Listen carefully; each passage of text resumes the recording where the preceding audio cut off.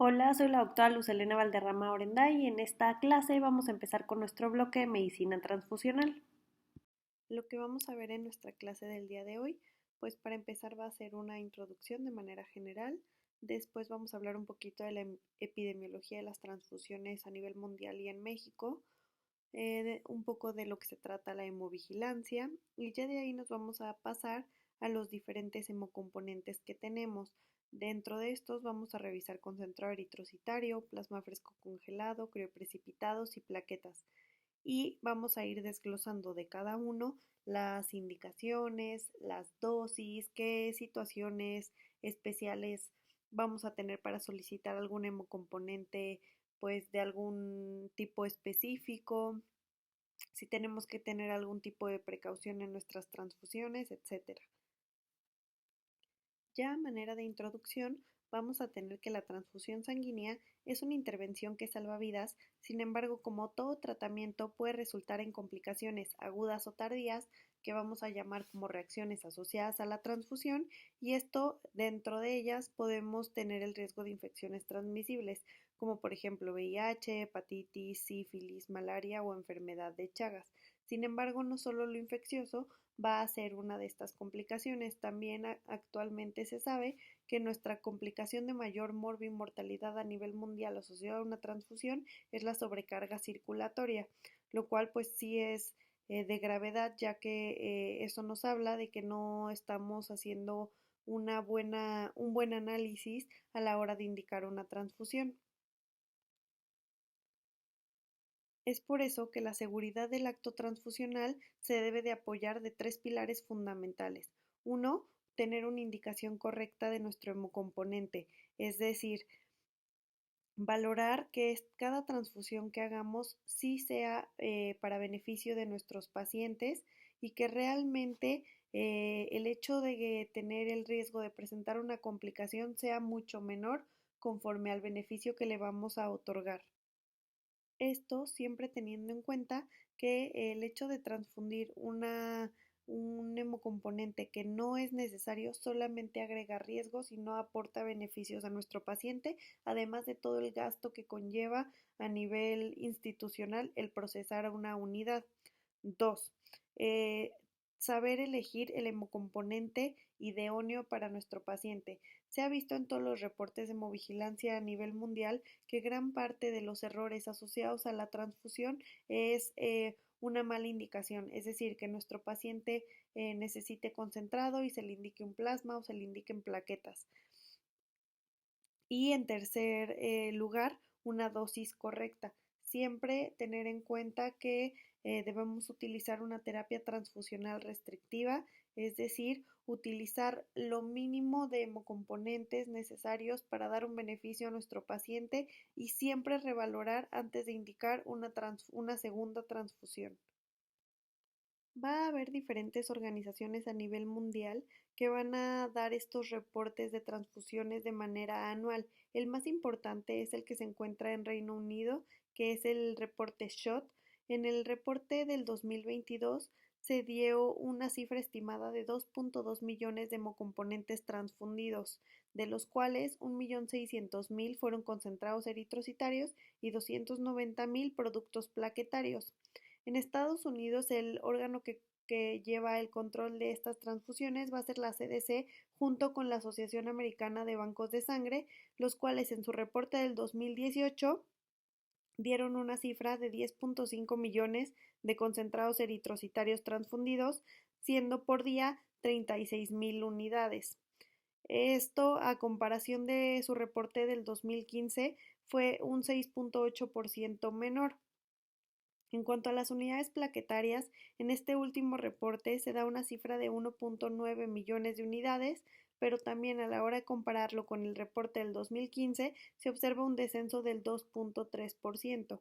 En cuanto a México, vamos a tener que el órgano que rige a todos los bancos a nivel nacional es el Centro Nacional de la Transfusión Sanguínea, en el cual se dan todos los reportes de todos los bancos de sangre del país. Sin embargo, no hay como tal todavía una estadística de manera anual que nos hable sobre todas las transfusiones que se realizan en nuestro país. En el último reporte, que es el del 2015, podemos ver que ellos mencionan un total de 1.5 millones de concentrados eritrocitarios transfundidos, 959.000 transfusiones de plasma fresco congelado y un total de 1.215.965 pacientes transfundidos. Como vimos en la diapositiva anterior, es muy importante contar con organismos a nivel nacional de cada país que lleven un registro estricto de todas las transfusiones que se realizan, ya que es la única manera que podemos garantizar la seguridad de nuestros pacientes detectando si es que existe algún error en nuestra cadena transfusional. Y es por eso que actualmente existen los programas de hemovigilancia. ¿Y qué es la hemovigilancia? Pues van a ser todos los procedimientos organizados de control que estén relacionados a eventos o reacciones adversas en cualquier parte de la cadena transfusional, ya sea en donadores o receptores de sangre, y su seguimiento epidemiológico para prevenir y tratar la aparición y o recurrencia de algún error. Es por eso que se debe hacer un reporte completo de todas las transfusiones sanguíneas que se realizan en los diferentes centros, así como la monitorización de todo el proceso transfusional, como vamos a ver ahorita más adelante en la cadena. Entonces, esta es la cadena transfusional. Como podemos ver aquí, todo va a empezar desde que llega un donante a una institución que tenga banco de sangre. Va a haber un proceso que se llama selección del donante o selección del donador, en el cual va a haber médicos especializados que se van a encargar de evaluar todos los factores de riesgo de la persona que va a realizar la donación de sangre, evaluar también las condiciones de sus laboratorios, de su biometría hemática sobre todo, ver que esté en buenas condiciones para poder proceder a la extracción de la sangre. Una vez que ya se realizó esta extracción de la sangre, se tiene que preparar los hemocomponentes y para esto van a tener que pasar diversos pasos que tienen control de calidad de acuerdo a la normativa de la norma oficial mexicana 253 de bancos de sangre, para poder así garantizar que ese producto a la hora de que se vaya a transfundir sea un producto seguro, que no vaya a poner en riesgo a nuestro paciente y sí le vaya a dar beneficios. Entonces, la hemovigilancia justo lo que va a hacer es evaluar esta cadena transfusional para poder detectar así en dónde se encuentran los errores y ver cómo es que podemos mejorar. Y si vemos aquí, la hemovigilancia no acaba una vez que se inicia la transfusión, sino en las horas posteriores en el seguimiento clínico para descartar que no vaya a haber una reacción asociada a la transfusión de manera tardía.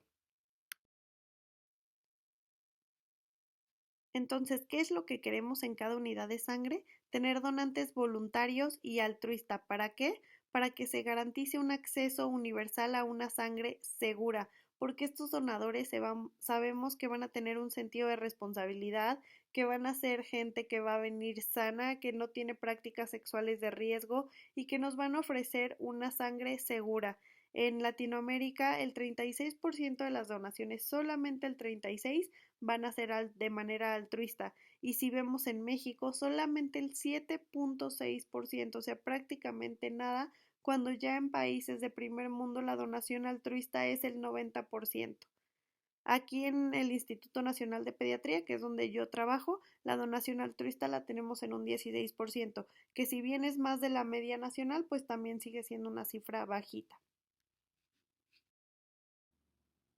Entonces, la donación ideal es la donación altruista. Sin embargo, como ya vimos, sobre todo en Latinoamérica, es muy bajo este porcentaje de donación. Entonces, ¿quién realiza las demás donaciones? Pues van a ser los donantes por reposición.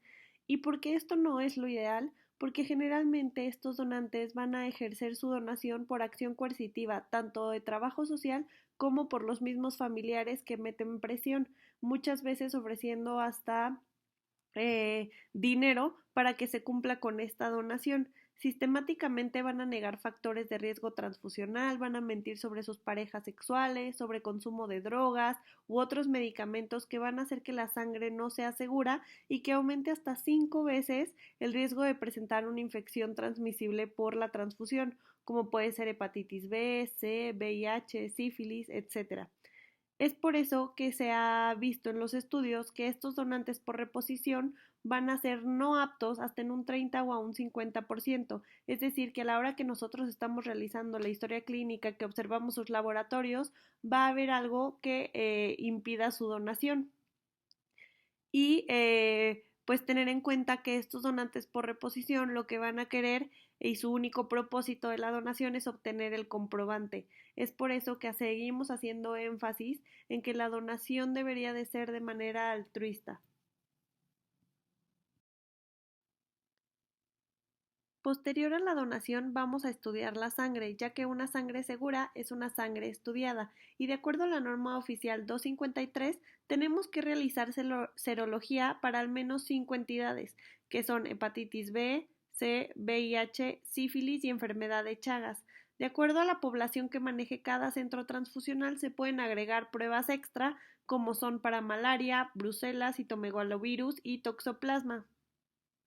Como ya les mencioné, este tamizaje se hace por serología. Sin embargo, actualmente existen pruebas de ácidos nucleicos que miden la replicación viral en el momento, esto sobre todo para hepatitis B, C y VIH. Esto ha cambiado inmensamente la seguridad con la que se cuenta actualmente, ya que reduce el periodo de ventana, es decir, este periodo en el que aún todavía no se forman estos anticuerpos, sin embargo ya está la enfermedad presente y esto pues obviamente nos ayuda a poder dar una mayor seguridad a nuestros pacientes cada que realizamos una transfusión. Ya pasando a la parte más clínica, primero vamos a ver dos definiciones que me parece muy importante conocer para entender de qué estamos hablando. Primero, ¿qué es un hemocomponente? Un hemocomponente va a ser cualquier producto obtenido de la sangre total de un paciente, como lo es el concentrado eritrocitario, el plasma fresco, las plaquetas o los crioprecipitados, y un hemodiderivado va a ser cualquier producto obtenido de los componentes sanguíneos, sin embargo que va a pasar por un proceso físico-químico o biológico que va a cambiar su composición para que nosotros podamos darle aplicación terapéutica, diagnóstica o de investigación. ¿Qué hemoderivados tenemos? Por ejemplo, albúmina, gamma-globulina, fibrinógeno, cualquier factor de la coagulación como factor 8, 9, complejo protrombínico, etcétera.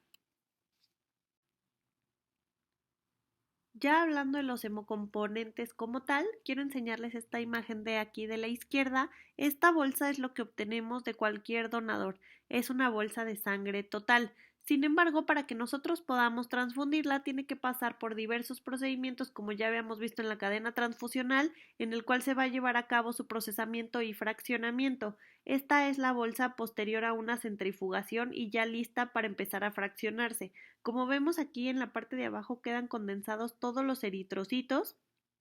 En la parte en medio que se ve esta línea blanca es la capa leucoplaquetaria y la parte de arriba es puro plasma. Entonces se van a separar el plasma en una bolsa, el concentrado eritrocitario en otra bolsa y en dado caso que se vayan a obtener plaquetas, pues también se van a pasar a una bolsa aparte. Y bueno, vamos a empezar hablando del concentrado eritrocitario. Entonces, el concentrado eritrocitario va a ser el componente obtenido por medio de la centrifugación, como ya habíamos visto en la diapositiva anterior, en la cual vamos a remover el plasma y la capa leucoplaquetaria de la sangre total. Cada concentrado eritrocitario nos va a aportar de 220 a 250 miligramos de hierro y una dosis de 4 mililitros por kilo, teniendo como ejemplo a un varón de 70 kilos, nos va a elevar la hemoglobina de 0.8 a 1 gramo sobre decilitro por cada unidad transfundida. La recuperación real la vamos a poder valorar a partir de los 15 minutos de finalizar la transfusión, es decir, que transfundimos una unidad. A los 15 minutos podemos tomar una biometría hemática para asegurarnos que sí hubo un aumento en estas cifras y en dado caso que nuestro paciente tenga algún dato de repercusión hemodinámica, valorar la transfusión de una segunda unidad. ¿Y cuál va a ser el objetivo de que nosotros realicemos la transfusión de un concentrado eritrocitario? Pues va a ser el de aumentar la capacidad de transporte de oxígeno en la sangre en un paciente con anemia. Sin embargo, tenemos que recordar que en un paciente anémico la transfusión de concentrado eritrocitario no es la única solución. Siempre debe evaluarse los riesgos y beneficios y decidir si esto es el tratamiento inicial correcto. Ante ausencia de tratamiento farmacológico o que no haya respuesta a este, entonces sí podríamos realizar la transfusión de un concentrado eritrocitario. No va a haber como tal un límite de hemoglobina o hematocrito para que nosotros digamos si un paciente se debe o no transfundir. Si bien sí hay guías a nivel internacional que te mencionan debe de haber un manejo transfusional restrictivo y generalmente no transfundir en cifras arriba de 7 de hemoglobina, cada decisión de transfundir a un paciente tiene que ser individualizada, de acuerdo a las condiciones de nuestro paciente y recordar que debemos de emplear la dosis mínima para conseguir un efecto deseado, siempre evaluando los riesgos y beneficios de cada transfusión. Entonces, ya hemos estado hablando de terapia transfusional restrictiva y también existe la terapia transfusional liberal. ¿A qué se refiere esto? A realizar la transfusión de un concentrado eritrocitario con cifras de hemoglobina más altas o más bajas de acuerdo a lo que estemos hablando. En una terapia liberal, las cifras de hemoglobina, digamos, para realizar una transfusión es abajo de 9 o de 10 gramos sobre decilitro, mientras que en las terapias restrictivas se sugiere transfundir únicamente a los pacientes que tengan cifras de 7 a 8 gramos sobre decilitro de hemoglobina. En múltiples estudios ya a nivel internacional randomizados, se ha visto que la estrategia restrictiva es mucho mejor para los pacientes, ya que da mucho menos riesgos asociados a la transfusión, se da un total de 43% menos de transfusiones en los pacientes hospitalizados y la mortalidad a 30 días es prácticamente la misma. No hubo una mayor complicación en mantener a estos pacientes con estas cifras de hemoglobina más bajas y sí hubo un beneficio en cuanto a todos los riesgos que conlleva realizar la transfusión de un hemocomponente.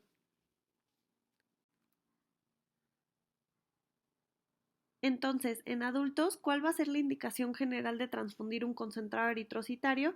Pues se va a recomendar un umbral de transfusión restrictivo, como ya lo mencionamos, de 7 gramos sobre decilitro, esto considerando que el paciente está estable hemodinámicamente. Como ya les mencioné, cada decisión de transfusión debe ser de manera individualizada, y por ejemplo, si hay un paciente con 8 gramos sobre decilitro de hemoglobina, pero que tenemos datos francos de repercusión hemodinámica, pues ni siquiera tendremos que pensarlo y se debe transfundir. En anemia preoperatoria menor a 8 gramos sobre decilitro para pacientes que van a ser sometidos a procedimientos con altos riesgos de sangrado, también debemos de considerar llevar esta cifra de hemoglobina a 10 gramos sobre decilitro, por lo que sí se debe transfundir. En pacientes mayores a 70 años, sí se sugiere realizar una estrategia liberal con transfusiones en pacientes con hemoglobina que tengan menos de 10 gramos sobre decilitro y en pacientes que tengan pérdida sanguínea aguda que genere choque hipovolémico o pérdida mayor al 15% del volumen sanguíneo total que no nos esté respondiendo a cristaloides, también sería una indicación de pasar concentrado eritrocitario. En población pediátrica va a ser un poquito diferente la situación. Tenemos que las causas más importantes de anemia en esta población, específicamente neonatal, va a ser la flebotomía, es decir, las extracciones de sangre que se realizan de manera diaria, sobre todo en las terapias intensivas neonatales, y que, como ya habíamos mencionado anteriormente, van a ser pacientes que van a tener producción disminuida de eritrocitos, sobre todo si son prematuros por su deficiencia de eritropoyetina. ¿Cuál va a ser los beneficios de realizar una transfusión sanguínea en estos pacientes? Pues que haya una adecuada oxigenación en los tejidos, bajar su gasto cardíaco y la disminución de apneas. Sin embargo, ya también está bien documentado en diversos estudios a nivel internacional, sobre todo en el etno, que las transfusiones tampoco son inocuas en estos pacientes y que existen muchos riesgos asociados a la transfusión y además hay uno que no se presenta en otra población más que en los neonatos, que es la enterocolitis asociada a la transfusión, por lo que nuevamente hacer énfasis en siempre evaluar riesgo sobre beneficio de realizar esta transfusión. La dosis va a ser de 10 a 15 mililitros por kilo de concentrado eritrocitario y se sugiere que la velocidad en la que pasamos el concentrado sea de 1 a 3 mililitros por kilo hora.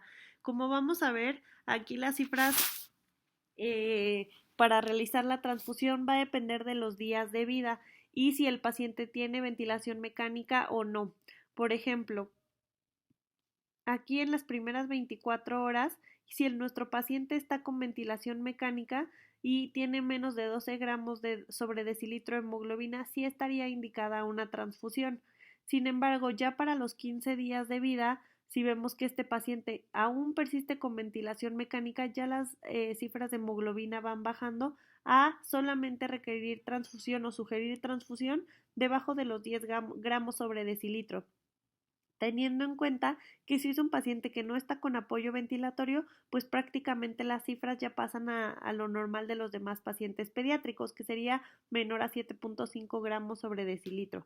Es importante también considerar en estos pacientes la aplicación de eritropoyetina, ya que como sabemos tienen su deficiencia y pues esto puede ayudar a prevenir futuras transfusiones y disminuir el riesgo de eventos adversos asociados a las mismas, sobre todo en pacientes eh, que sabemos que se van a estar transfundiendo constantemente por alguna situación o que están con algún proceso séptico o algo que esté condicionando una anemia per se que sea de forma crónica. Y también se puede emplear en los pacientes que son testigos de Jehová y que no van a estar aceptando transfusiones como tal.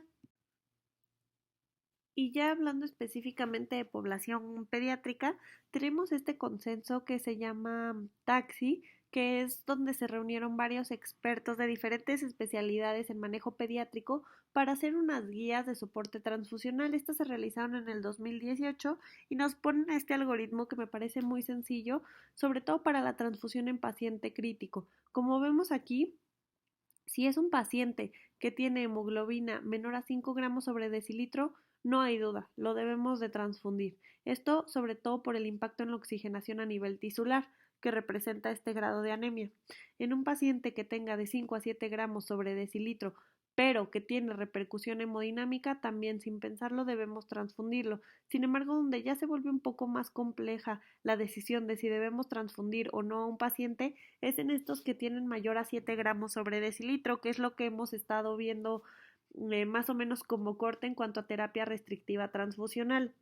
Si es un paciente que está hemodinámicamente estable, podríamos valorar no transfundirlo. Sin embargo, si es un paciente hemato-oncológico, podríamos ser un poquito más permisibles y mantenerlo entre 7 a 8 gramos sobre decilitro para considerar la transfusión. Al igual que en un trauma cerebral agudo, podríamos mantener cifras entre 7 a 10 gramos sobre decilitro. Ahora, hay una condición específicamente hematológica que es la de anemia drepanocítica, en la cual va a cursar con diversas patologías que condicionan hipoxia a nivel tisular por las crisis de drepanocitosis, en la cual estos eritrocitos que no son maleables ocluyen los vasos sanguíneos y generan esta hipoperfusión, por la que aquí sí podemos ser un poquito más permisivos y si llegan con alguna sintomatología secundaria a su patología o van a entrar a cirugía, también mantener cifras arriba de 10 gramos sobre decilitro. Ahora, si tenemos un paciente que tiene más de 7 gramos sobre decilitro de hemoglobina, que es como les comentaba, tiene a lo mejor 9 de hemoglobina, pero hemodinámicamente está inestable, sí podemos evaluar la necesidad de realizar una transfusión y en dado caso que sea necesario, pues ya individualizar a cada paciente. ¿Cómo vamos a considerar que un paciente está hemodinámicamente estable o no? Bueno, estas guías lo ponen como una presión arterial media sin alteración en más de 2 desviaciones estándar y que no haya cambios en el apoyo aminérgico al menos en las últimas 2 horas. Es decir, podemos tener un paciente chocado que está con apoyo aminérgico, pero si en las últimas 2 horas nosotros no le hemos subido a las dosis de las aminas y su tensión arterial se ha mantenido en cifras constantes, podemos considerarlo como que está hemodinámicamente estable y podemos evitarle alguna transfusión, ya que sobre todo estos pacientes que están hospitalizados, que están bajo ventilación mecánica y que a lo mejor están cursando con algún problema pulmonar, etcétera, a veces es difícil distinguir si se genera una reacción asociada a la transfusión o es la misma sintomatología de la patología de base de nuestros pacientes, por lo que sí debemos ser muy, muy, muy cuidadosos cuando indicamos una transfusión, sobre todo en este tipo de pacientes de la terapia. Bueno, ¿qué pasa con anemia y cáncer? De acuerdo a las guías nacionales estadounidenses de cáncer, pues tenemos que Eh, si igual tenemos pacientes asintomáticos que están hemodinámicamente estables, se sugiere mantener terapia transfusional restrictiva con metas de hemoglobina mayor a 7 gramos sobre decilitro. Sin embargo, si tenemos algún paciente con una hemorragia aguda que curse con datos de inestabilidad, de igual manera, no nos vamos a basar tanto en la cifra de hemoglobina, sino en nuestra condición de nuestro paciente y evaluar si es que hay repercusión la transfusión de un concentrado eritrocitario. Ahora, si tenemos pacientes que constantemente están sintomáticos por síndrome anémico, es decir, que tengan taquicardia, taquipnea, hipotensión postural, aquí también podemos evaluar de acuerdo a la condición clínica en qué cifras nuestro paciente va a estar con estos síntomas y ya una vez conociéndolo ver en qué momento sí debemos transfundirlo o no, pero nuevamente cada manejo es individualizado. Si bien hay guías que nos sugieren mantener ciertas cifras de hemoglobina, cada paciente es diferente y debemos de tener en cuenta cada condición para darles el mejor manejo a ellos. Y finalmente, esta es una tablita que nos va a hablar de las diferentes guías a nivel internacional para la transfusión de concentrado eritrocitaria. Podemos ver las alemanas, la de la Sociedad Americana de Anestesiología, la de la Sociedad Europea de Cardiología, la Red Nacional para Comprensión del Cáncer y de la Asociación Americana de Bancos de Sangre de Estados Unidos. Como vemos, todos manejan más o menos las mismas cifras, que son entre 7 y 8 de hemoglobina, terapia transfusional restrictiva, porque ya vimos no cambia el pronóstico de nuestro paciente a largo plazo, sin embargo sí disminuye de manera importante las reacciones asociadas a la transfusión y los efectos deleterios de una transfusión en nuestro paciente. Esto absolutamente en todos nuestros pacientes, sin embargo la única que sí hace o alguna referencia específica o donde todavía no hay como que mucha evidencia establecida es la Asociación Americana de Bancos de Sangre en síndromes coronarios agudos, ya que se ha visto que aquí todavía no hemos encontrado una cifra específica de si requieren o no transfusión los pacientes para darles un beneficio independientemente de los riesgos. Generalmente se sugiere que sea mantener la hemoglobina en 10. Sin embargo, les digo, todavía no está bien estudiado específicamente en esta patología una cifra como tal específica. Ahora vamos a revisar nuestro segundo hemocomponente, que va a ser el plasma fresco congelado. Este, si recordamos la foto que les enseñé anteriormente, pues va a ser lo que se queda en la parte de hasta arriba, posterior a una centrifugación de una bolsa de sangre total. Va a haber también centrífugas automatizadas completamente en las que posterior a la centrifugación la misma máquina va a hacer la separación y lo va a pasar a bolsitas diferentes. En esta foto que les enseñé pues es una semiautomatizada en la que sí, bien sale separado pero en la misma bolsa y después tenemos que llevarlo a un fraccionador extra para poder hacer esta separación en bolsas diferentes.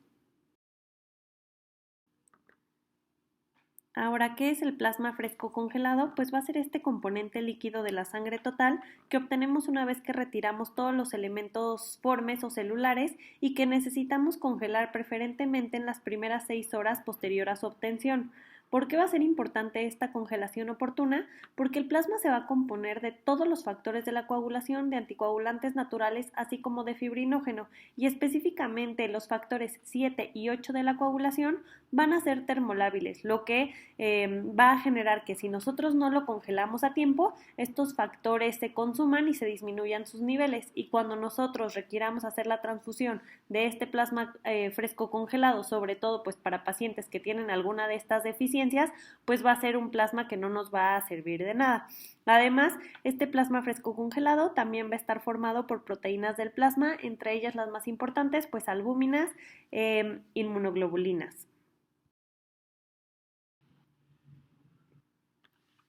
Como vamos a ver más adelante en las indicaciones, muchas veces nosotros utilizamos el plasma fresco congelado, sobre todo para reposición de factores de coagulación en hemofilias ya sea A o B. Entonces necesitamos saber que por definición y por control de calidad, cada plasma fresco congelado debe contener una unidad de factor de coagulación por cada mililitro. Ya habíamos mencionado que va a existir alguna pérdida de factores si no hacemos el proceso de congelación de manera oportuna, sobre todo de los factores 5, 7 y 8. y generalmente pues vamos a tener dificultad para alcanzar niveles de factor 8 superior a 30 unidades sobre decilitro y factor 9 mayor a 25 unidades sobre decilitro. Esto ya específicamente para el tratamiento de hemofilia, que no nos vamos a meter mucho, pero por la cantidad de porcentaje de elevación que necesitamos de acuerdo a las diferentes situaciones en estos pacientes con hemofilia. Ahora, justo en esta tablita podemos ver todos los factores de la coagulación, siendo el 1 el fibrinógeno, y vemos aquí justo en el 5, 7 y 8 que sus vidas medias son de 5 a 36 horas, la del 7 de 2 a 5 horas y la del 8 de 8 a 12 horas, por lo que justo aquí podemos entender la importancia de esta congelación oportuna. Ahora, para que nosotros podamos tener una buena hemostasia, de manera general, necesitamos al menos que todos nuestros factores tengan este porcentaje de acción. Si tenemos un porcentaje más bajo, entonces podemos catalogar a este paciente con algún tipo de deficiencia específica y entonces pues sí necesitaríamos pues iniciar su profilaxis. Y bueno, realmente van a ser pocas las indicaciones absolutas para transfundir plasma fresco congelado. Generalmente se va a dar cuando tenemos alguna deficiencia de algún factor de coagulación o de algún anticoagulante natural, como por ejemplo en el caso de una púrpura fulminante que va a ser ocasionada por deficiencia de estos anticoagulantes naturales como son la proteína C, la proteína S o la antitrombina 3, que si bien ya existen los concentrados a nivel internacional de estos factores específicos, pues en México todavía no contamos con ellos, por lo que nuestro tratamiento sigue siendo con plasma fresco congelado. Los pacientes que tienen alguna deficiencia específica de factor de coagulación, como los que tienen hemofilia A, que es deficiencia de factor 8, hemofilia B, deficiencia de factor 9, o por ejemplo enfermedad de von Willebrand, que tienen justo deficiencia de este factor, o un paciente con hipofibrinogenemia, ya contamos con estos concentrados aquí en México.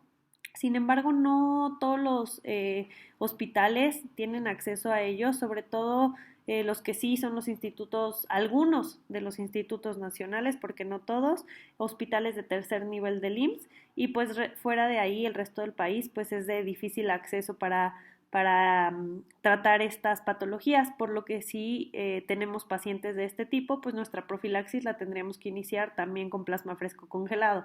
Ahora, en pacientes que tienen púrpura trombocitopénica trombótica, que esta se va a generar por deficiencia de factor Adams 13, que también lo encontramos en el plasma, pues de igual manera aquí no hay concentrado específico, por lo que tendremos que utilizar el plasma fresco congelado, y ya en algunas otras situaciones, como por ejemplo en los neonatos que tienen enfermedad hemolítica del recién nacido por incompatibilidad AB o RH que requieren algún exsanguino transfusión, este se hace con sangre reconstituida y pues lleva plasma fresco congelado. También en los protocolos de transfusión masiva, ya que cuando tenemos pacientes que tienen un choque hemorrágico y requieren la transfusión excesiva de concentrados eritrocitarios, estos generan una hemodilución de los factores de coagulación y se sigue perpetuando el sangrado, por lo que en todos los protocolos de transfusión masiva se sugiere que se transfunda un concentrado eritrocitario, posterior un plasma, posterior unas plaquetas y así continuar con este ciclo para evitar justo esta hemodilución. Y pacientes que tienen enfermedad hemorrágica al recién nacido porque no se les aplicó su dosis de vitamina K al nacimiento, pues también podríamos utilizar plasma fresco congelado para dar estos factores que son dependientes de vitamina K. Sin embargo, ya también existe un complejo que se llama complejo protrombínico que justo trae solamente los factores dependientes de vitamina K y que es lo que se sugiere se utilice actualmente. Ahora, ¿cuántas veces no hemos escuchado? Ay, este paciente va a pasar a quirófano, pero tiene tiempos de coagulación prolongados. Entonces hay que cruzarle y pasarle un plasma previo a la cirugía para evitar que nos vaya a sangrar. Ya está súper bien documentado y estudiado, sobre todo por todas las sociedades internacionales de hemostasia y trombosis, que la transfusión profiláctica de un plasma fresco congelado en prolongaciones leves a moderadas del INR, o sea, un INR menor a 1.8 de manera prequirúrgica, no va a dar ningún beneficio en cuanto a disminución del riesgo de sangrado durante el procedimiento quirúrgico. Sin embargo, en los pacientes que sí tienen tiempos de coagulación prolongados y datos de sangrado, aquí sí sería una indicación de transfusión de plasma fresco congelado previo al procedimiento, sobre todo en pacientes que, por ejemplo, están en algún tratamiento anticoagulante anticoagulante, muchos de los adultos están con warfarina, que esto nos va a afectar los factores K dependientes. Entonces, si no tenemos en nuestro hospital complejo protrombínico, que es el que les mencioné anteriormente, que va directo contra, bueno, que va a aportar directamente estos factores K dependientes, pues podríamos beneficiarnos de plasma fresco congelado. De igual manera, en los pacientes que tienen coagulación intravascular diseminada con algún dato de sangrado, aquí sería una indicación, o en pacientes que tengan alguna deficiencia ya conocida de algún factor específico de la coagulación, de la cual no tengamos el concentrado. Ahora, vamos a tener también pacientes con insuficiencia hepática grave que siempre van a tener los tiempos de coagulación prolongados. Sin embargo, si no tienen sangrado que ponga en peligro su vida, pues aquí no estaría indicada la transfusión profiláctica de plasma fresco congelado. Ya mencionamos cuáles son las indicaciones de transfundir plasma fresco congelado. Ahora vamos a revisar cuáles no van a ser indicaciones de realizar la transfusión del mismo. Entonces, como ya vimos, el plasma fresco congelado se va a formar de diferentes factores de coagulación, así como de diferentes proteínas. ¿Y esto por qué va a ser relevante? Porque todas estas proteínas que van a estar suspendidas en el plasma son lo que va a dar el riesgo de generar una reacción alérgica asociada a la transfusión. Y estos factores de coagulación, pues así como nos sirven para ayudar a coagular cuando tenemos alguna deficiencia, en un paciente que a lo mejor no va a tener como tal una deficiencia, pero que nosotros le transfundimos de manera profiláctica a este plasma, aumentamos muchísimo el riesgo de trombosis. Entonces, va a haber situaciones que ustedes todavía pueden observar en los hospitales en los que se sigue pasando plasma como expansor de volumen en pacientes que tenemos con choque para tratamiento de hipovolemia, no en protocolo de transfusión masiva, sino solamente como expansor de volumen. Ahí está totalmente ya contraindicado todos los cursos de reanimación avanzada. Te mencionan que para esta reanimación hídrica de la hipovolemia pues tienes que intentar cristaloides y si no funciona pues entonces sí podrías apoyarte de concentrado eritrocitario, más nunca mencionan plasma. Esto por todos los riesgos que ya les mencioné. Ahora, para terapia de nutrición parenteral, mucha gente antes estaba con la creencia de que como el plasma trae proteínas, pues también servía de aporte nutricional y pues la verdad es que ya se ha visto que realmente no y pues solamente estás dando los riesgos de transfundir un plasma fresco congelado. De igual manera para el sustituto de inmunoglobulinas y también este sí es un poquito más controversial cuando tenemos tratamiento para deficiencia de los factores de coagulación o de los inhibidores de proteasas que inhiben o modulan la coagulación. Esto porque ya sabemos que existe el tratamiento específico, sin embargo pues aquí sí podemos ser un poquito más flexibles porque sabemos que no todos los hospitales van a tener estos concentrados específicos de cada factor. Otra situación en la que no va a estar indicada la transfusión profiláctica de plasma fresco congelado va a ser en los pacientes hepatópatas. Como ya habíamos visto, estos pacientes van a tener prolongación de tiempos de coagulación en la mayoría de los casos, con un INR generalmente mayor a 2. Sin embargo, así como tienen esta afección hepática y disminución de la síntesis de factores de coagulación, específicamente 5, 7 y alguna parte del 8, también van a tener disminución de sus anticoagulantes naturales que también se producen en el hígado, por lo que su estado basal va a ser de homeostasis en cuanto a la coagulación y aunque tengamos tiempos de coagulación prolongados, estos pacientes no van a sangrar. Ahora, sí va a haber situaciones en las que se descompensen y empiecen con datos de sangrado, entonces si el paciente es hepatópata con INR o tiempos de coagulación prolongados, pero no está sangrando, no deberíamos de intentar corregir con el objetivo de mejorar el pronóstico. Tampoco se recomienda la transfusión profiláctica de plasma en pacientes que se van a someter a algún procedimiento mínimo invasivo como una biopsia hepática o después de una paracentesis o una toracocentesis o la inserción de un catéter. ¿Por qué? Porque como ya habíamos visto, este plasma fresco congelado va a aumentar el riesgo de trombosis en estos pacientes, además de que muchas veces tienen varices esofágicas e hipertensión portal, y si nosotros transfundimos plasma fresco congelado sin algún dato de sangrado, aumentamos por la viscosidad del hemocomponente la presión a este nivel y podemos hacer que las varices esofágicas se rompan y empiecen a sangrar, por lo que solamente estaría indicada la transfusión de plasma fresco congelado en estos pacientes si tienen algún sangrado grave que comprometa su vida. En cuanto a la dosis, pues generalmente se sugiere una dosis de 10 a 20 mililitros por kilo por dosis. Se sugiere que sea máximo 2 horas antes de algún procedimiento, si va a ser un procedimiento con alto riesgo de sangrado o en pacientes que tienen ya específicamente alguna deficiencia de factor. Esto sobre todo pues por la vida media de los factores termolábiles que ya vimos. Y se sugiere que las dosis subsecuentes sean el 50% de la inicial, esto de acuerdo a la vida media de los factores que se desean reponer y al estado clínico de nuestro paciente. Generalmente una unidad de plasma fresco congelado nos va a elevar nuestros factores de un 25 a un 50% de su actividad. Ahora, en pacientes adultos que ya pesan pues más de 70 kilos, podemos generalmente utilizar 3 unidades de plasma y no tanto como ajustarlo de 10 a 20 mililitros kilogramo por dosis, ya que es mucho volumen. Entonces podríamos pasar 3 a 4 unidades dependiendo su peso, pero sí ir revalorando como en todo antes de cada transfusión, ir revalorando a nuestro paciente. Ahora vamos a continuar con las plaquetas, que pues a diferencia de las transfusiones con concentrado eritrocitario, en los últimos años se han ido aumentando. Hasta el 28% de todas las transfusiones están fuera de alguna indicación terapéutica, van a generar mucho más reacción adversa a la transfusión que cualquier otro producto, y el 67% de estas transfusiones sobre todo las vamos a ver en pacientes que tienen alguna malignidad hemato-oncológica.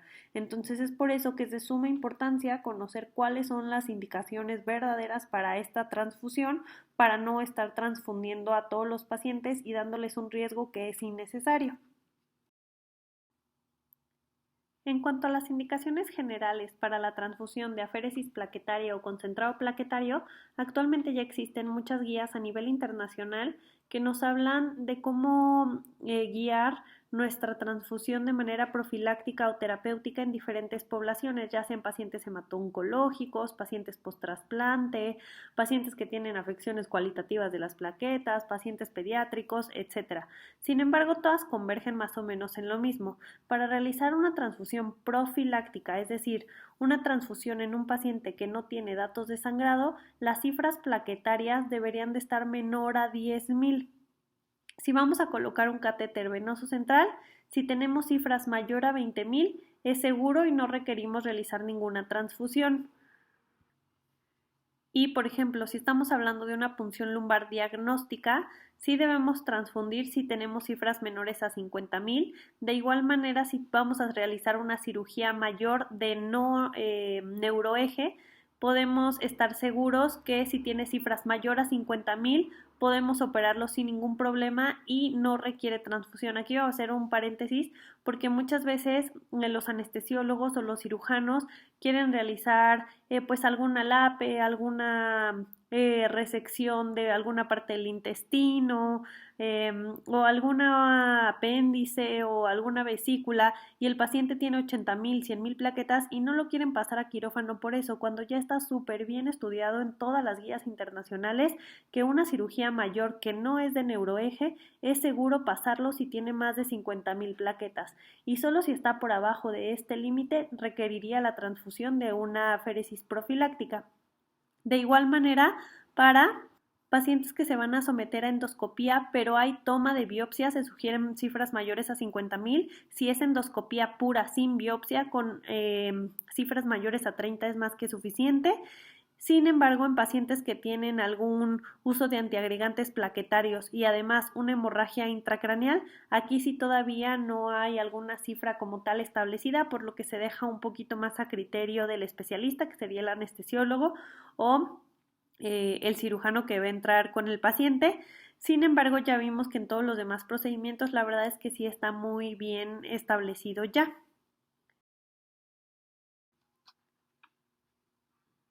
Entonces, ya mencionamos que la transfusión profiláctica va a ser con cifras menor a 10.000. ¿Sale? Sin embargo, si tenemos plaquetas entre 10.000 y 20.000, pero tenemos pacientes que tienen sangrado, que tienen fiebre, hiperleucocitosis, alguna alteración de la coagulación o que esta cifra de plaquetas ha ido cayendo rápidamente en las últimas 12, 24 horas porque hay alguna situación que lo está consumiendo, pues aquí podríamos ser un poquito más permisivos y sí podríamos transfundir una aféresis plaquetaria. De igual manera, va a haber algunas neoplasias o algunos tumores sólidos que tienen mayor consumo de plaquetas porque hacen necrosis o hacen hemorragias peritumoral, específicamente los tumores de vejiga, los ginecológicos, colorectal o melanoma. Aquí sí también podemos ser un poquito más permisivos y transfundir plaquetas de manera profiláctica si tienen menor a 20.000 plaquetas. Esto pues sí hay alto nivel de evidencia en cuanto a la recomendación y pues bueno. Es importante también conocer que existe una escala de la OMS que te mide los grados de sangrado de 0 a 4, siendo el grado 1 una hemorragia menor hasta siendo el grado 4 una hemorragia ya incapacitante. ¿Esto por qué va a ser importante? Porque si tenemos, por ejemplo, pacientes que tienen hemorragia grado 3 grave o grado 4 que es incapacitante, pero tienen plaquetas menores a 50.000, aquí sí no nos vamos a esperar a que tengan menor a 10.000 para transfundir, aquí sí podríamos transfundir. De igual manera, en los pacientes que están cursando con una coagulación intravascular diseminada y que tienen datos de sangrado, también somos más permisivos y podemos transfundir si las plaquetas están menor a 50.000. Y, por ejemplo, cuando existe una alteración cualitativa o cuantitativa de las plaquetas y tenemos algún dato de sangrado activo, como por ejemplo en una trombastenia de Glanzmann o en un Bernard-Soulier, pues aquí también estaría indicada la transfusión de plaquetas, independientemente de la cifra, porque muchas veces estos pacientes, como tienen deficiencia cualitativa, nos van a llegar con 400.000 plaquetas, pero pues si tienen sangrado, hay que corregir. Ahora, nosotros podemos obtener plaquetas de dos diferentes maneras. Una que lo obtengamos por la bolsa de sangre total que vimos en la imagen, que se acuerdan que estaba la capa leucoplaquetaria, recolectamos esa parte y de ahí formamos estos concentrados plaquetarios, o directamente por una máquina de aféresis, que esta máquina de aféresis lo que va a hacer es recolectar únicamente de nuestro donador las plaquetas, o sea, va a sacar la sangre completa, la va a separar en una centrífuga, de ahí va a obtener las plaquetas y todo el resto de la sangre se la regresa al donador. Una aféresis va a equivaler a un pool de 4 a 6 concentrados plaquetarios, más o menos esa es como que la proporción. Entonces, en un adulto la dosis de plaquetas que vamos a transfundir generalmente es de una aféresis o de 4 a 6 concentrados plaquetarios, y si tenemos pacientes que pesen más de 15 kilos, pues ya podemos pasarles la unidad de aféresis completa. Ahorita vamos a ver ya específico en población pediátrica por qué. Generalmente la velocidad de transfusión es de 10 a 20 mililitros kilogramo hora, que realmente pues queda como a 30 minutos, y nos va a durar, una vez que la recolectamos del donador, hasta 5 días a temperatura ambiente. Nos debe de elevar generalmente un concentrado plaquetario por cada 10 kilos de peso o una aféresis plaquetaria, la cifra total de 35 a 50.000 plaquetas o de 7 a 11.000 por metro cuadrado de superficie corporal. Vamos a revisar también un poquito en cuanto a las indicaciones ya más específicas en población pediátrica. Igual, para una transfusión profiláctica se sugieren plaquetas menor a 10.000, pacientes que no tienen datos de sangrado, excluyendo nada más pacientes que tengan alguna patología como por ejemplo púrpura trombocitopénica inmune, que pues en población pediátrica es frecuente, que generalmente nos van a llegar con plaquetas menor a 10.000, pero pues ya sabemos que aquí hay un componente inmunológico. Si nosotros transfundimos plaquetas, vamos a perpetuar que se siga activando esta respuesta inmune y que se sigan destruyendo las plaquetas. Obviamente, si son pacientes que tienen PTI y tienen algún sangrado que pone en peligro la vida, como a nivel gastrointestinal o sistema nervioso central, sí tendríamos que transfundirlo, además de continuar con nuestro tratamiento con esteroide o inmunoglobulina. Sin embargo, en los demás pacientes que están estables, sobre todo en hemato-oncológicos, una cifra menor a 10.000 es lo que se sugiere como profiláctico. Ahora, por ejemplo, en pacientes que tienen menos de 20.000 plaquetas con mucositis severa o con sepsis y que están permanentemente febriles y con consumo plaquetario, o pacientes que estamos con anticoagulación por alguna trombosis, o que tengan algún riesgo de sangrado por infiltración de tumor local, o estén cursando con coagulación intravascular diseminada o les vayamos a colocar algún catéter venoso central, sí podríamos transfundir siempre y cuando pues estén abajo de 20.000. Ahora, para una punción lumbar menor a 40.000 estaría indicado, pero si va a ser una punción inicial en diagnóstico de una leucemia, pues se sugiere mayor a 50.000 para evitar el riesgo de infiltración. De igual manera, si tenemos un sangrado moderado a nivel gastrointestinal o el sistema nervioso central, pues sí se sugiere transfundir. De igual manera que en adultos, una cirugía mayor a 50.000 plaquetas. Ahora, si va a ser una cirugía con sangrado mayor o con alto riesgo de sangrado postquirúrgico, si hace una cirugía de sistema nervioso central o un politrauma, aquí sí estaría indicada transfundir arriba de 75.000 o de 100.000, que esto igual no lo comentamos en adultos, pero es lo mismo. Si es cirugía de sistema nervioso central, incluyendo oftalmo, tendrían que tener plaquetas arriba de 100.000. En cuanto a la dosis, en pediatría se puede calcular de diferentes maneras. Puede ser de 10 a 20 mililitros por kilo dosis, o si pesa más de 15 kilos la féresis completa, como ya habíamos visto, o también podemos utilizar esta formulita que es 4 concentrados plaquetarios por metro cuadrado de superficie corporal por dosis. La velocidad de infusión generalmente es la misma, de 10 a 20, que pues prácticamente es en bolo. Por el volumen más o menos que llevan los pacientes pediátricos, después es alrededor de 20 a 30 minutos. Y finalmente vamos a hablar de los crioprecipitados, que también va a ser un hemocomponente y va a ser la fracción proteica del plasma fresco congelado que se precipita al descongelarse en condiciones controladas. Es decir, que nosotros tenemos nuestro plasma fresco congelado, lo vamos a ir descongelando a diferentes temperaturas y de ahí se va a quedar un precipitado que va a incluir solamente algunos factores de coagulación, y esto es lo que va a formar el crioprecipitado. Ahora, ¿cómo van a estar formados estos crioprecipitados? Pues bueno, generalmente van a venir en un volumen de 10 a 20 mililitros por unidad y van a tener alrededor de 70 a 100 unidades de factor 8, de 100 a 200 miligramos de fibrinógeno, alrededor de 100 unidades de factor de von Willebrand, de 20 a 30% de factor 13 y fibronectina. Es importante recalcar esto porque no van a contener ninguno del resto de los factores de coagulación, no van a tener 9, no van a tener 5, no van a tener 7, no van a tener 11, solamente lo que mencionamos aquí. Y esto pues va a ser útil que lo conozcamos porque entonces así vamos a saber en quién vamos a utilizar estos crioprecipitados. Ya habíamos mencionado que el factor 8 va a ser termolábil y aquí vemos más o menos cuánto se va perdiendo. Por ejemplo, si ya lleva 2 horas al aire ambiente, se pierde alrededor de un 10%, 4 horas un 20% y 6 horas alrededor del 30%.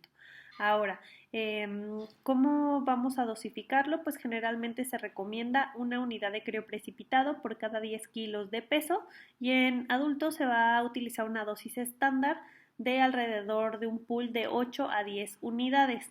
Ahora, si queremos utilizarlo en pacientes para darles fibrinógeno, pues la dosis sería enfocado en dar una dosis de fibrinógeno de 25 a 70 miligramos por kilo.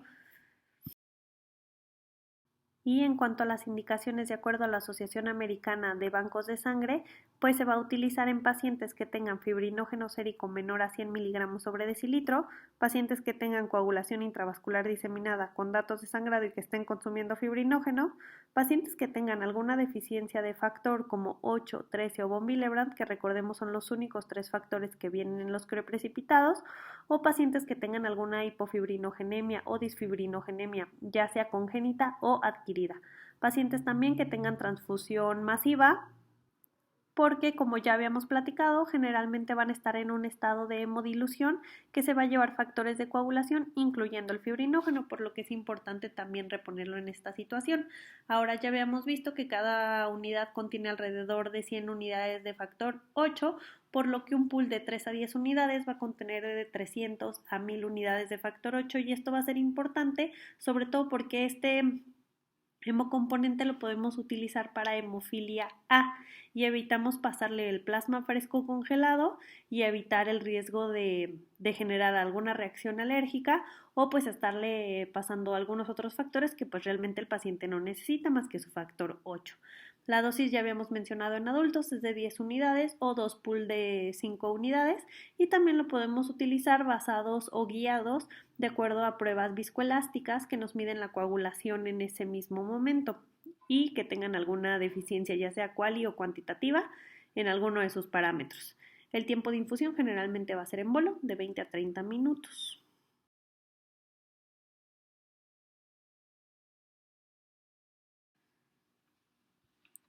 Y pues bueno, también va a haber algunas indicaciones que son relativas, como por ejemplo en algunas situaciones donde estemos en un estado de hiperfibrinolisis, es decir, que se está destruyendo de manera excesiva este fibrinógeno, cómo va a ser en cirugías de próstata, de urotelio o de glándulas salivales, porque estos tejidos específicamente van a liberar activadores de plasminógeno que justo van a provocar esta disminución o esta destrucción excesiva de fibrinógeno.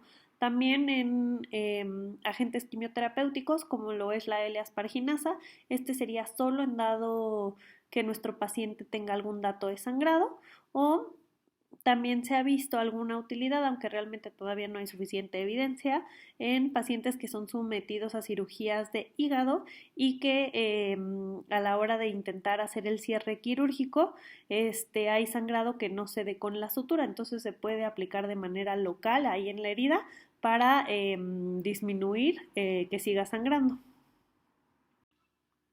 Y solo para mencionar un poquito el control de calidad de acuerdo a la norma 253 en cuanto a los críos, pues para que sean unos crioprecipitados o un hemocomponente de calidad, se evalúa más o menos el 1% de las unidades del banco de sangre o 4 unidades al mes.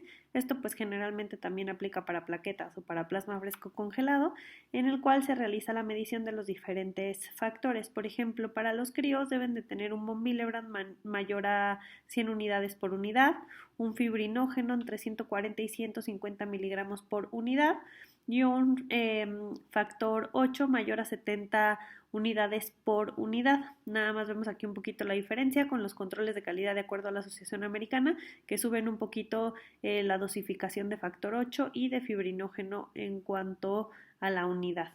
Y pues nada más. Como conclusiones, pues nada más recordar que la transfusión sanguínea sí salva vidas, pero solo cuando se indica de una manera correcta, que en todas las guías internacionales actualmente sugieren una terapia transfusional restrictiva con cifras entre 7 a 8 dependiendo las condiciones de cada paciente. Establecer estrategias para el manejo de la sangre nos va a mejorar nuestros desenlaces en todos nuestros pacientes, que sepamos reconocer riesgos, prevenir y también conocer alternativas de tratamiento puede mejorar también la calidad de vida de nuestros pacientes y actualmente existen protocolos de máxima solicitud de ahorro para sangre quirúrgica, es decir, que ya está también muy documentado qué cirugías tienen alto riesgo de sangrado y requieren cruces profilácticos y qué cirugías pues no requieren tener ningún cruce en el banco de sangre.